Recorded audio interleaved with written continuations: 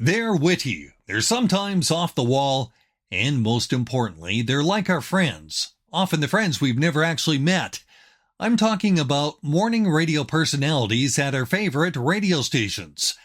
And based on popularity, longevity, and the connections he's made in Vancouver, JR Country Alum Clay St. Thomas, in my opinion, is simply one of the best. He's our next guest on Broadcast Chronicles. Broadcast Chronicles, revealing the most surprising, compelling, and even shocking stories behind some true characters from the other side of the microphone. Here's Bruce Clagan. Today, he's an actor appearing in numerous roles in Vancouver Shot Productions. And of course, a voice actor, leaning into his years as a morning radio host. Vancouverites know him for his 25 years at JR Country and 5 years before that in the original days at Z95. But what is the Clay St. Thomas story? Let's start with how a kid from the prairies gets the wacky idea of going into radio. Well, I was in the 8th grade, and the math teacher, who was also the guidance counselor, because it's a 90-person high school in rural Saskatchewan, right? He didn't have any idea what he was doing as a guidance counselor. So his one project was research what you want to do for a living, get back to me. And I said, I've been thinking about this, and I think I'd like to get into radio. And he looked at me as if I said I wanted to be a whore. He had no way to process that. He was like, okay, like had no feedback. He was like, well, go find out how to do that then. And so that started it. So I long evolved story. I went to Lethbridge College after I graduated high school, and started down a path then. But I always knew, like, I wanted to do something as a performer, and I picked radio. First of all, because I loved it growing up as a kid, but also it made sense to me. I could hear it. I knew people had a job there in that building doing it. And as a prairie kid growing up on the farm in Saskatchewan, it was like, okay, I could connect the dots and see how you would possibly get there, right? It's funny what you should say that, because I've come across in my career, radio people, those of us who have worked in radio, fall into two categories. The extrovert, the funny kid that was always cracking people up. Yeah.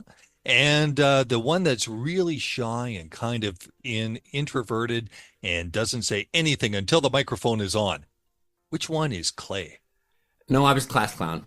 I was kind of class clown. Yeah.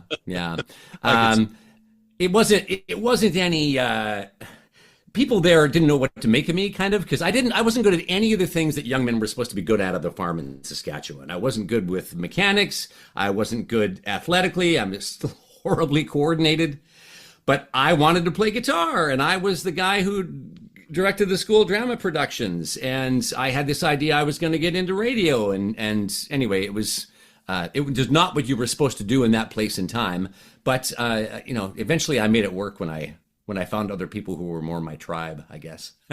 But you started, like many of us, in a small town. Now, you were familiar enough with small towns. Mm-hmm. But that's a lot different than working in a major market for years. And sometimes we forget about those small town stories. But do you have them? Do you remember starting off? Did you have a point where you thought this is so cool? Or were you just in over your head? Well, no, I was in over my head for sure, because I'd been about 6 months into the radio arts program at Lethbridge College when I had the opportunity to do the overnight show at CKLQ in Brandon. Home of the Wheat Kings. I mean, God, how could you not love that? So I snapped up that job, forgot about going to college, and just wanted to work. So about a month in is my first radio job, and I'm just stuck to the wall. I'm just thrilled with everything all the time. And the station presented a Charlie Pride concert. Depending on the age of you as you're watching, that'll mean a lot to you, or it'll mean nothing to you. But I got to, they said at the concert, listen, Charlie and some of the guys in the band need a ride back to their hotel afterwards. Can anybody give them a ride? So I folded what is he, 6'3", 6'4" of Charlie Pride into the back of the 1972 Cougar that I owned at the time, 2-door. And I'm driving back from the Keystone Center in Brandon going, I can't believe friggin' Charlie Pride's in the back of my car. I'm too nervous to speak to him or say anything. I'm just kind of nodding along as we go. That was the first time I'd ever met anybody who was remotely famous in music. And it was Charlie Pride, who was like a god to my parents. Yeah. It was crazy. So anyway, that was the beginning of that, and then from there it was Medicine Hat for a year and a half, and then shortly after that I moved to Edmonton and started 7 or 8 years in Edmonton on the air. And that was the big market, the big time. Oh my God, I'm stepping on up. Yeah. So I went to Edmonton to help sign on what was called CJAX at the time, the 92.5 frequency. It was licensed as the first ever country rock station. They called themselves Rock and Country. Oh, yeah. And it just I think as a way to just get a license, frankly, like they just wanted to, it was something they thought would appeal to the CRTC. Because they kept that format for, I think, about a year and a half before after they were stuck in bilge water for too long and they decided to do something else.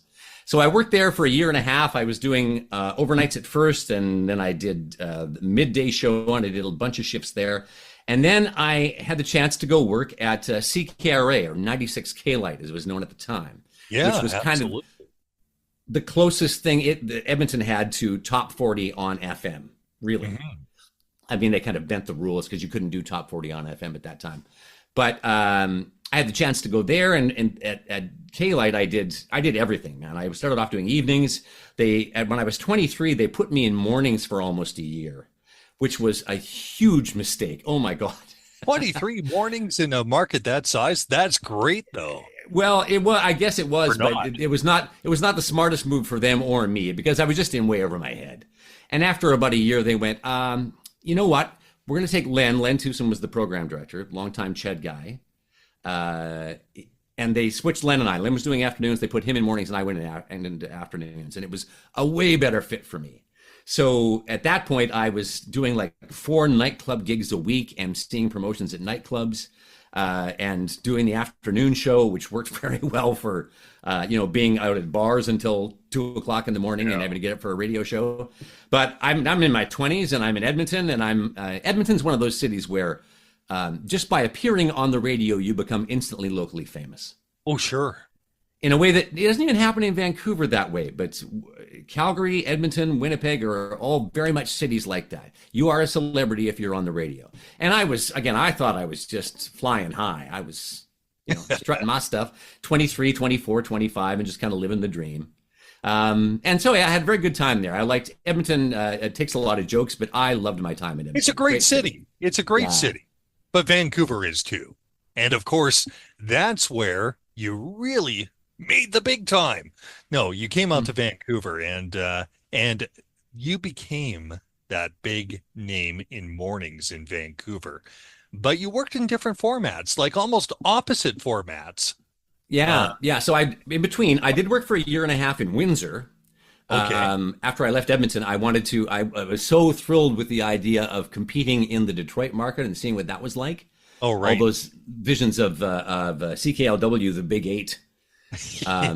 Love their and how, oh my God, just classic stuff. And I thought, well, if I'm ever going to do this, now I'm young enough, now would be a time to go take a chance and try this thing. So it didn't quite turn out the way I wanted, but it was still a very cool experience because you were competing. We were trying to do it with broken sticks, basically trying to compete with Detroit.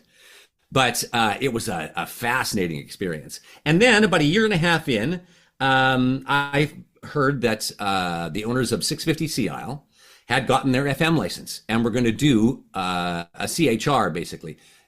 Rhythmic CHR, but they were going to do CHR on FM. And it was a guarantee that the station would be a huge success the second they flipped on the switch, because nobody had ever had CHR on FM here. So I was like one of the many, many people who was clawing at Brad Phillips' door. Brad was hired as the program director. He'd been hired from LG, which was the CHR powerhouse. Certainly in those days it was. He'd been hired to go front up this thing. And I remember I was casting about looking for other morning show jobs, because you always are. And I came this close to going to work for CHFM in Calgary. They had an opening on their morning show.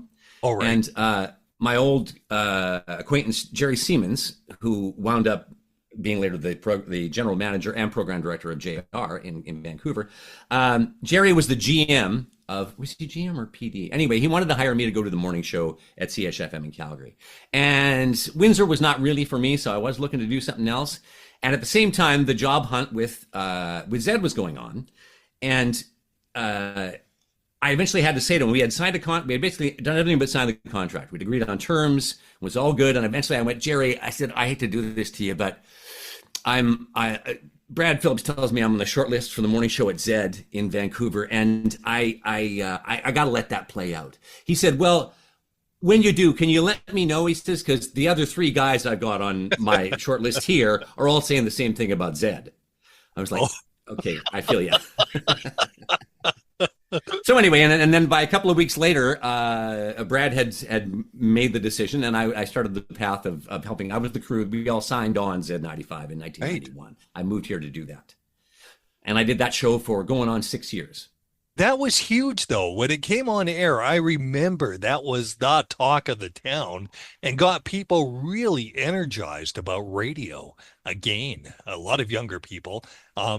But that was huge. Z95 was the station in Vancouver at the time. If you want to listen to music, be in your car, go anywhere, you had it on that station.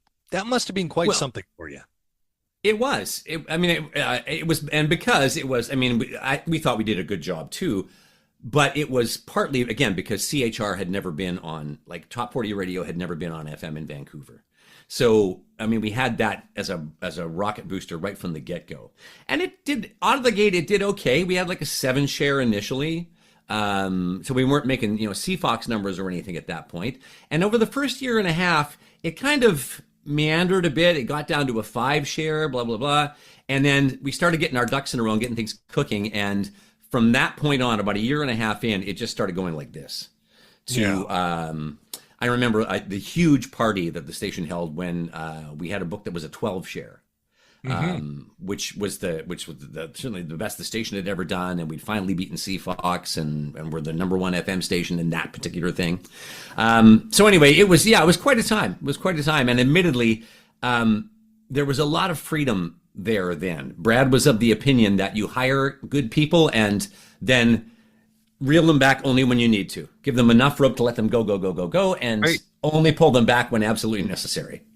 So there was all kinds of really creative and, frankly, in hindsight, bizarre stuff that wound up on the air there from the announcer's perspective.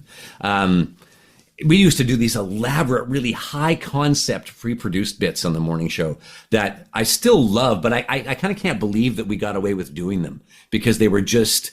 It wasn't even like they were character things. That's when radio works at its best, when you let people have free reign, and if it blows up in their face, so be it. There's tomorrow.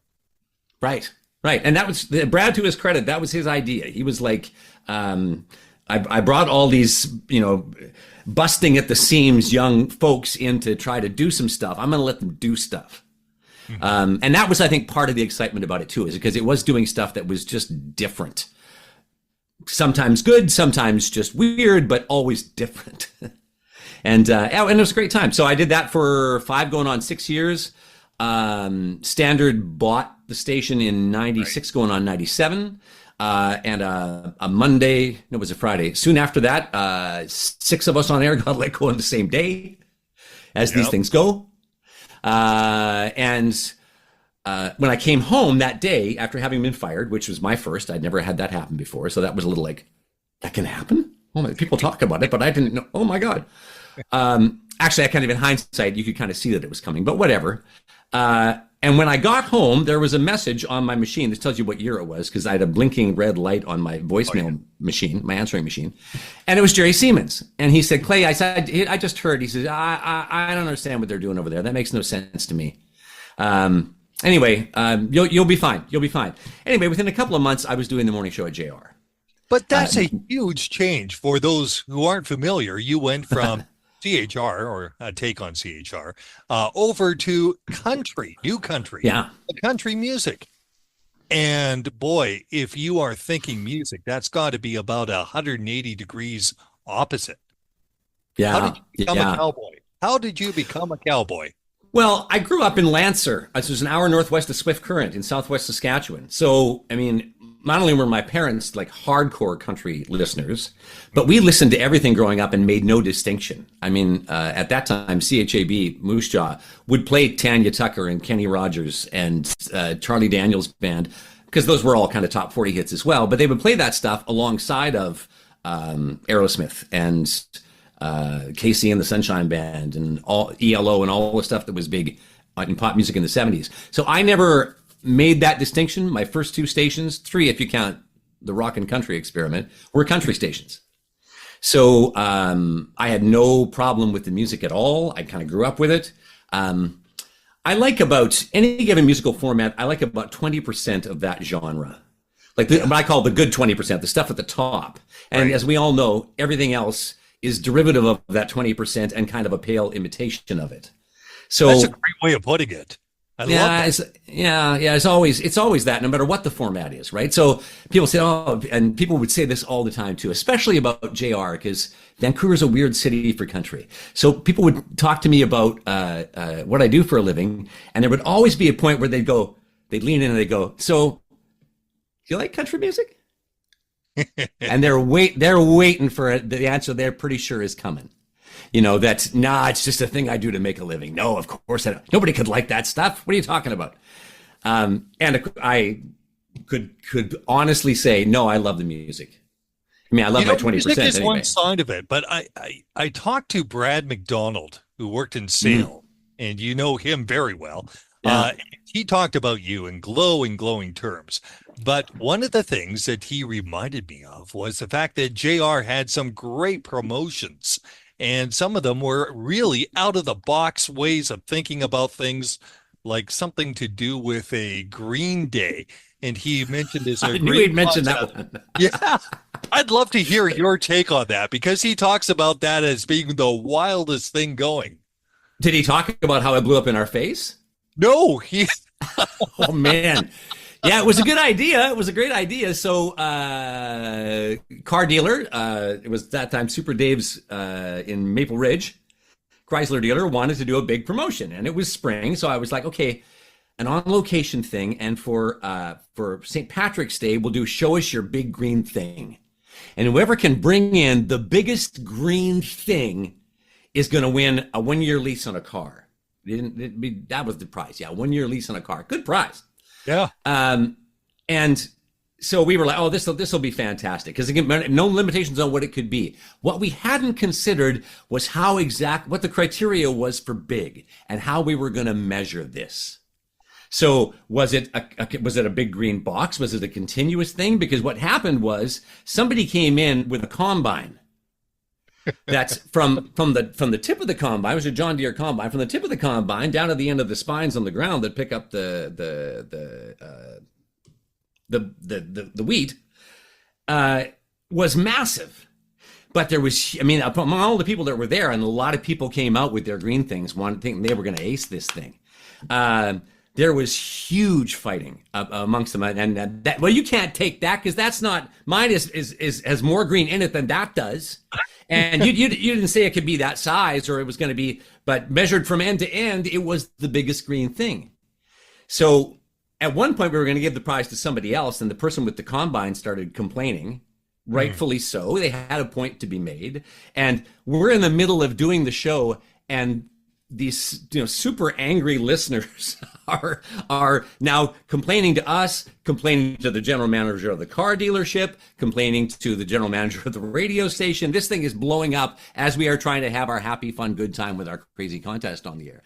So I don't have a recollection for how it turned out as a show, but we eventually wound up the station had to pay for another 1-year lease on a car. I loved having the two different takes, because you go back into a previous episode, have Brad describe this contest, and then you describe the contest, and boy, two different stories, a little bit of an overlap, and I guess the truth is in the middle. I don't know. Yeah. But that's awesome. It was very, very attention getting and worked very well, and it was a fun thing to do. But being on the receiving end of all of that was not a good time while we were on the air. Contests are fun, and this is something I've touched on in the past. Contests, I think, in radio are one of the biggest things you can do. The other is, and you kind of mentioned this, Charlie Pride, but you've met so many other people since then, and not even talking about your film industry work, but just in radio. Tell me about the one that stands out the most of all the people you've met. There's a lot of good ones, man. There's a lot of good ones. Oh God, where do you start? We've had a couple of really great interviews with Tim McGraw over the years. So in both cases, he doesn't come into the radio station. He's too big a star to be doing that stuff anymore. But on two different occasions, one in a hotel downtown. I forget which the hotel is in Robson. Anyway, in his hotel room, co-host Karen Daniels and I got to go in and record an interview with him. And then their second last, or maybe it was their last concert through town, he and Faith were doing their Soul to Soul concerts where they each do half. Yeah. And we had a chance to film an interview backstage with the two of them. And that was also super fun. And then one of the most memorable was as a fun thing for people in his fan club when Keith Urban was on one of his first headlining tours here, and was kind of bigger than God. They wanted, as opposed to him doing a little backstage meet and greet, they wanted to do something more. So they wanted a kind of a talk show interview thing. So they set up a little staging area backstage in Rogers Arena, and the people, some contest winners of ours and people from his fan club came, and we sat and did like a half-hour chat. Where Karen still doesn't forgive me for it, because she had the biggest crush on Keith Urban, as all women do. And she was like, this is going to be so fantastic. And she talked about it and made all kinds of lewd comments for weeks about what she was going to do with him. And the morning of the show, she had a scratchy throat on the air. And so I was giving her a hard time about, what are you going to do when you have to meet with Keith tonight? That's not good. So anyway, his people are listening to the radio station and pull her from the interview. They don't want this sick person talking to Keith. So I got to go sub in, and she was so pissed. Oh, she was like, boy. This is insane. So anyway, it made for great fodder on the air. The fact that I liked Keith Urban, but I wasn't going to have his babies the way she was. So I got to go to, and he's just such a great guy and so talented, and was so, it was a version of this. It was just so easy to talk to him. It was no problem at all. So that was a cool one to get to do as well, because it was in front of, it was about 25 of his diehard fans in this little gathering backstage. Yeah. And they just ate it up with a spoon, and they got to ask questions, and that one really sticks out in the mind as well. And then drinking backstage with Jason Aldean and Eric Church. My kids, when I casually tossed out the other day that I met Taylor Swift a couple of times, they were like, hold up. Wait, what? Dad, what? I've never heard of this before. And when did you get cool? What the hell happened? So anyway, was Taylor Swift? Was well, at that time she was actually opening for Toby Keith. This is early days, and she was still in the country format at that time. And she's the sweetest can be. She's just the nicest person, right? So, and then seeing her perform live, first time I'd ever seen her perform live too, and it was like, you got right away, oh, there's something going on here, because she was just, her stage presence was just so, just so amazing. And legit, a good worker. Oh, hard worker, yeah, an amazing songwriter.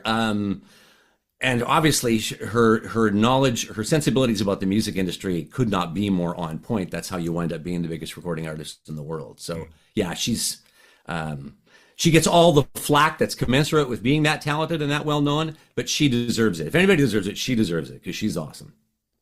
Now, I'd be remiss, and I want to touch on this. I wish we had more time, but you're a performer, obviously, working in radio, and we've talked a lot about that, but that's not where it ends, and it's not where it is now.